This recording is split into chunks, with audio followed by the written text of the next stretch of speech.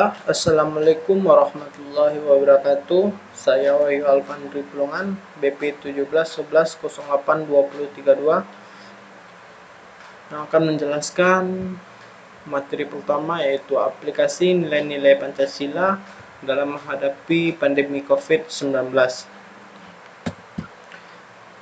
Yang pertama yaitu aplikasi nilai-nilai Pancasila dalam menghadapi pandemi COVID-19, yaitu penerapan sila kedua Pancasila dalam kehidupan sehari-hari. Sila yang kedua dari Pancasila berbunyi kemanusiaan yang adil dan beradab. Kamu bisa menerapkan sila kedua Pancasila ini dalam kehidupan sehari-hari. Apalagi mengingat bahwa kemanusiaan sejatinya adalah makhluk sosial yang senantiasa membutuhkan orang lain. Dan contohnya adalah menjaga kelestarian alam. Yang kedua, mengakui persamaan hak dan kewajiban. Penerapan sila ketiga Pancasila dalam kehidupan sehari-hari. Sila ketiga Pancasila berbunyi Persatuan Indonesia. Dalam sila tersebut terkandung nilai-nilai persatuan bangsa Indonesia. Demi menjaga persatuan bangsa Indonesia, kamu tentu harus turut serta berpartisipasi untuk membela maupun menjunjung tinggi sifat patriotisme. Contohnya, melindungi sumber daya, menjunjung tinggi persatuan dan kesatuan bangsa Indonesia, dan lain-lain. Contoh dari penerapan nilai-nilai tersebut adalah sebagai berikut. Solidaritas. Solidaritas sosial tetap kita berpegang, yakni kesatuan, persahabatan, saling percaya yang muncul dari tanggung jawab, dan kepentingan bersama di antara para anggota. Dua, yaitu gotong royong. Gotong royong ada juga pembagiannya, yaitu kebersamaan. Gotong royong mencerminkan kebersamaan yang tumbuh dalam lingkungan masyarakat. Dengan gotong royong, masyarakat mau bekerja secara bersama-sama untuk membantu orang lain atau untuk membangun fasilitas yang bisa dimanfaatkan bersama. 2. Persatuan. Kebersamaan yang terjalin dalam gotong royong sekaligus melahirkan persatuan antara anggota masyarakat. Dengan persatuan yang ada, masyarakat menjadi lebih kuat dan mampu menghadapi permasalahan yang muncul. Yang ketiga yaitu rela berkorban. Gotong royong mengajari setiap orang untuk rela berkorban. Pengorbanan tersebut dapat berbentuk apapun, mulai dari berkorban waktu, tenaga, pemikiran, hingga uang. Semua pengorbanan tersebut dilakukan demi kepentingan bersama. Masyarakat rela mensampingkan kebutuhan pribadinya untuk memenuhi kebutuhan bersama. Keempat yaitu tolong menolong. Gotong royong membuat masyarakat saling bahu-membahu untuk menolong satu sama lain. Sekecil apapun kontribusi seseorang dalam gotong royong selalu dapat memberikan pertolongan dan manfaat untuk orang lain. Yang kelima, sosialisasi. Di era modern, kehidupan masyarakat cenderung individualis. Gotong royong dapat membuat manusia kembali sadar jika dirinya adalah makhluk sosial. Gotong royong membuat masyarakat saling mengenal satu sama lain, sehingga proses sosialisasi dapat terus-menerus terjaga keberlangsungannya. Rumah saja yang harus kita lakukan. Rumah saja yang harus kita lakukan pada diri sendiri adalah menjaga kesehatan dan menjaga jarak dengan teman-teman dan kurangi keluar dari rumah kalau tidak perlu. Rumah saja yang harus kita lakukan sebagai mahasiswa. Kita harus memanfaatkan waktu belajar online dengan sebaik-baiknya. Dan ketiga itu di rumah saja yang harus kita lakukan sebagai anggota keluarga. Kita harus menjaga anggota keluarga yang lain dan memeriksa kesehatan. dan jangan pernah membawa virus untuk keluarga di rumah. Yang keempat, rumah saja yang harus kita lakukan sebagai anggota masyarakat. Mengurangi aktivitas di luar rumah agar mencegah penularan virus dan mengurangi acara ngumpul-ngumpul agar terhindar dari COVID-19. Dan kita lanjut kepada materi kedua, yaitu Pancasila sebagai ideologi bangsa. Sejarah lahirnya Pancasila. Pancasila ditemukan dalam buku Sutasoma karya MPU Tantular pada zaman Majapahit. Pancasila diusulkan oleh Insinyur Soekarno pada tanggal 1 Juni 1945 dalam sidang BPUPKI. Pada tanggal 22 Juni 1945, Panitia 9 mengadakan pertemuan untuk membahas usulan mengenai dasar negara secara historis. Pancasila lahir pada tanggal 1 Juni 1945 dan secara yuridis.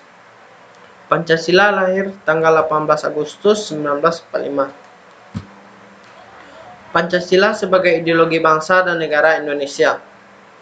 Pengertiannya, secara etimologis adalah berbicara tentang gagasan atau ilmu yang mempelajari tentang gagasan. Gagasan yang dimaksud adalah gagasan yang murni ada dan menjadi landasan atau pedoman dalam kehidupan masyarakat yang ada atau berdomisili dalam wilayah negara di mana mereka berada. Ada pengertian ideologi menurut para ahli, yaitu para ahli pertama yaitu menurut BP7 Pusat.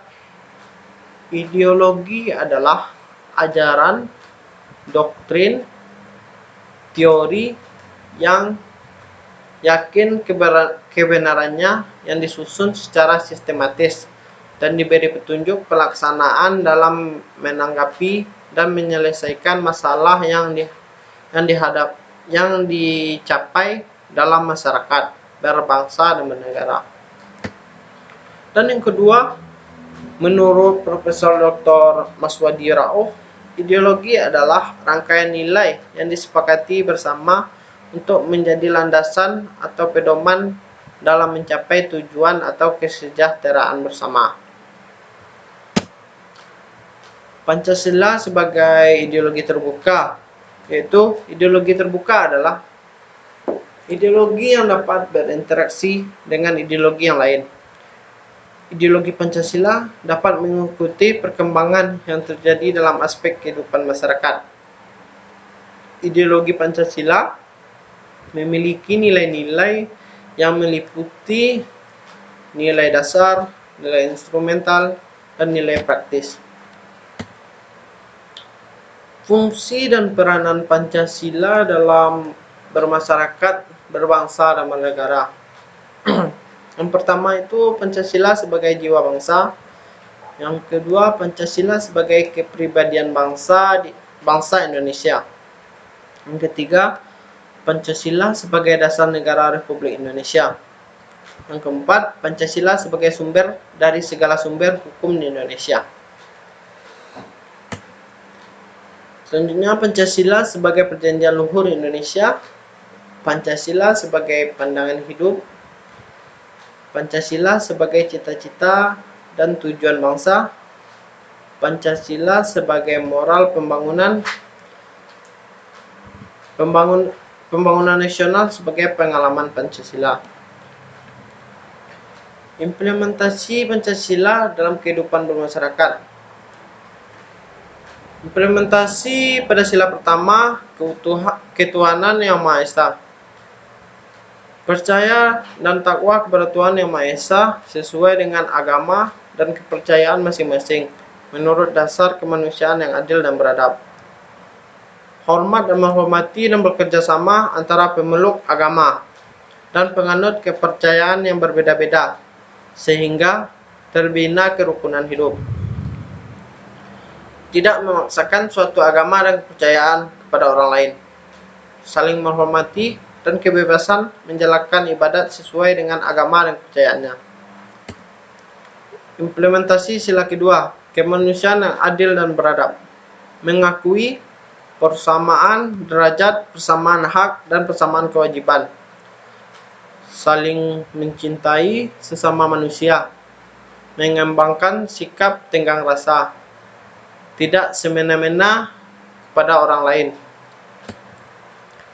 Implementasi sila ketiga yaitu Persatuan Indonesia.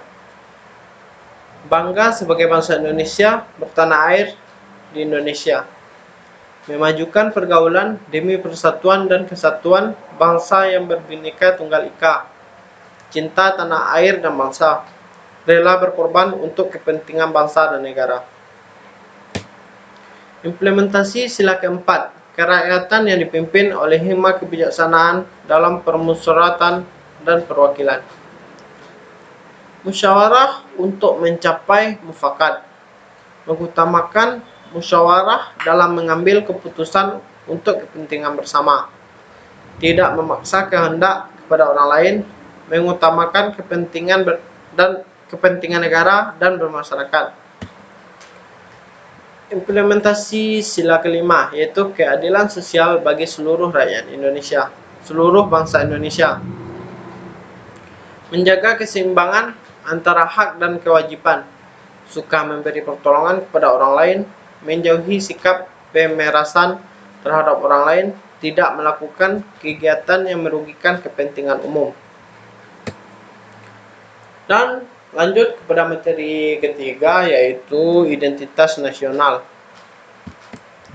Identitas nasional adalah suatu jati diri dari suatu bangsa. Artinya, jati diri tersebut merupakan milik suatu bangsa dan berbeda dengan bangsa lainnya.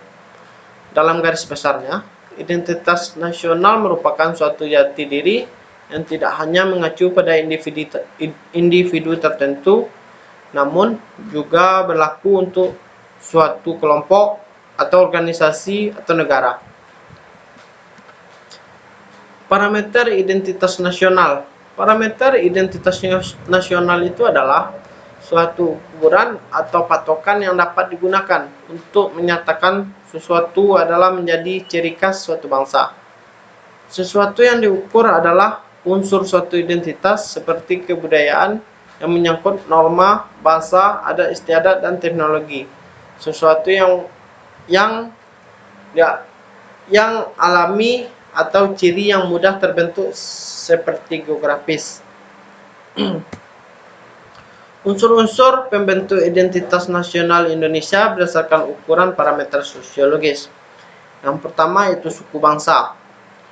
Golongan sosial yang khusus dan bersifat akriptif yang sama coraknya dengan golongan unsur dan jenis kelamin. Yang kedua, kebudayaan. Kebudayaan itu menurut ilmu sosiologis termasuk kesenian, ilmu pengetahuan dan teknologi, dan adat istiadat. Yang ketiga yaitu bahasa. Identitas nasional yang bersumber dari salah satu dari lambang suatu negara. Yang keempat yaitu kondisi geografis. Identitas yang bersifat alamiah. Kedudukan geografis wilayah negara menunjukkan tentang lokasi negara dalam kerangka ruang, tempat, dan waktu, sehingga untuk waktu tertentu menjadi jelas batas-batas wilayah di atas bumi. Unsur-unsur pembentuk identitas nasional. Dalam unsur sejarah, perjuangan bangsa Indonesia akhirnya menjadi suatu nilai yang berharga dalam jiwa bangsa Indonesia, bahwa bangsa Indonesia adalah bangsa pejuang. Semangat juang yang dimiliki bangsa Indonesia menjadi kebanggaan sebagai identitas nasional bagi bangsa Indonesia yang membedakan dengan bangsa lain di ASEAN dan di dunia pada umumnya. Sejarah telah memberikan identitas nasional bahwa bangsa Indonesia adalah bangsa pejuang. Kebudayaan. Aspek kebudayaan yang menjadi unsur pembentuk identitas nasional adalah meliputi 3 unsur, yaitu unsur pertama yaitu akal budi, unsur kedua peradaban, unsur ketiga yaitu pengetahuan. Dan selanjutnya budaya unggul.